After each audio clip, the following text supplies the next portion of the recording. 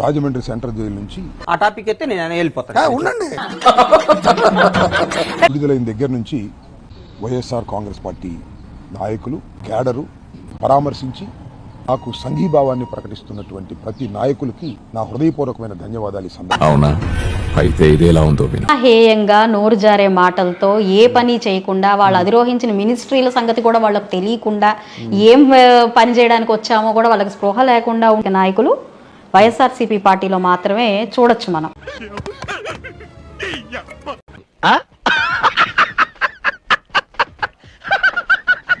తక్షణమే స్పందించి జగన్మోహన్ రెడ్డి గారు రిలీజ్ అయ్యేంత వరకు ప్రతి క్షణం లీగల్ టీంతో అలర్ట్ చేస్తూ వచ్చినటువంటి మాజీ ముఖ్యమంత్రి గారు మా నాయకుడైన జగన్మోహన్ రెడ్డి గారు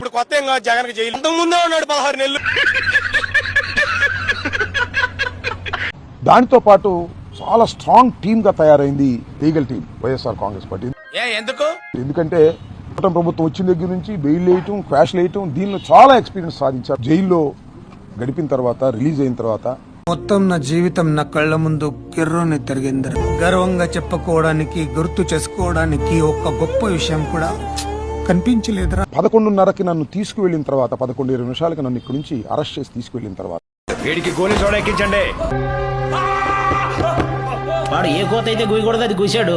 ఆయనకి ఎక్కడ కావాలో అక్కడ కాలింది. అందుకే ఈ స్పెషల్ సోడా. నా ఆఫీసుని నా ఇల్లుని అంటే ఇల్లు తగలేస్తారు, బర్న్ చేసేస్తారు, సజీవ దహనం చేసేస్తారు అని ఎవరు చెప్పారు? ఎవరో చెప్తా నమ్ముతా నేను అనేటువంటి రూమర్స్ ఇది విన్నారా అనేటువంటి రూమర్స్ నేను ఒకటి సూటిగా గౌరవనీయులైనటువంటి ఈ రాష్ట్ర ముఖ్యమంత్రి గారిని అడుగుతా ఉన్నా.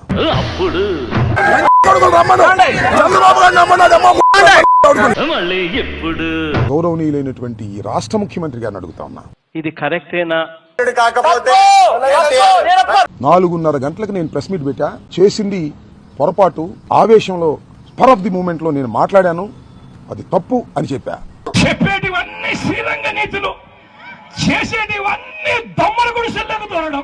అటు చూడు బే. చంద్రబాబు నాయుడు గారు తిట్టారు కాబట్టి చంద్రబాబు నాయుడు గారు ఆదేశించారంటే అరెస్ట్ చేయమని వచ్చారు పోలీసులు.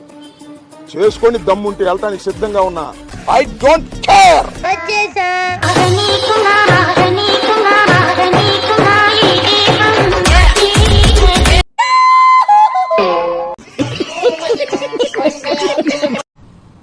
ఖచ్చితంగా 5ంటికి దాడి ప్రారంభించారు. ఎప్పుడు ముగిసిందండి?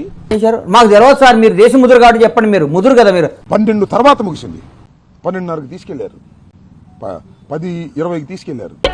ఎంత ఘోరం జరిగిపోయిందిరా. లాకప్లు పెట్టారు. 2:30 నుంచి లాకప్ నుంచి బయటికి తీసి నన్ను ఫిజికల్ గా హెరాస్ చేయాలని. వీడవుట్ సార్. జాగ్రత్త, ఎవరనుకున్నావు? నల్లబాలు నల్ల త్రాచు లెక్క.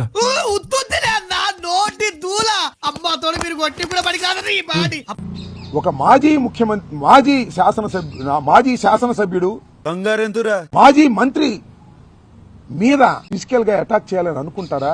ఆడికి అలాగే అవ్వలేరా. న్యాయస్థానాల్లో తెలుసుకుంటాం దాని సంగతి కూడా. అంత సీన్ ఉందంటే ఏం కేసులు నా మీద ఉంది? అన్ని simple sections, all are bailable. నీ పని నువ్వు చూసుకోవచ్చు కదా, మధ్యలో మమ్మల్ని ఎందుకు కలుపుతావు?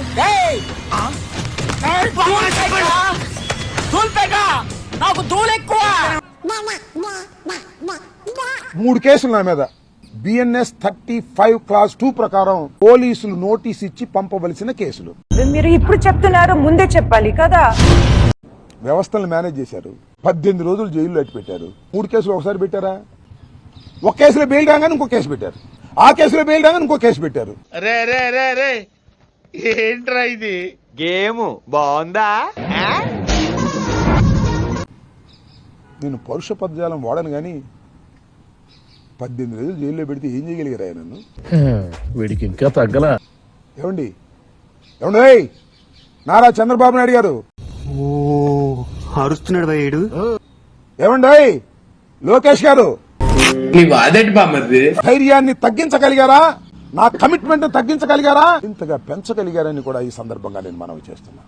అల్లుడు, నువ్వు తగ్గొద్దు, నువ్వు వెనకడుగు. మ్యాటర్ ఏంటో తెలిపోవాలి. చూడటం కాదండి, మీరు చెయ్యాలంతే. మీరు ట్రై చేస్తారన్నారంటే అది ఓకే అయిపోయినట్టు.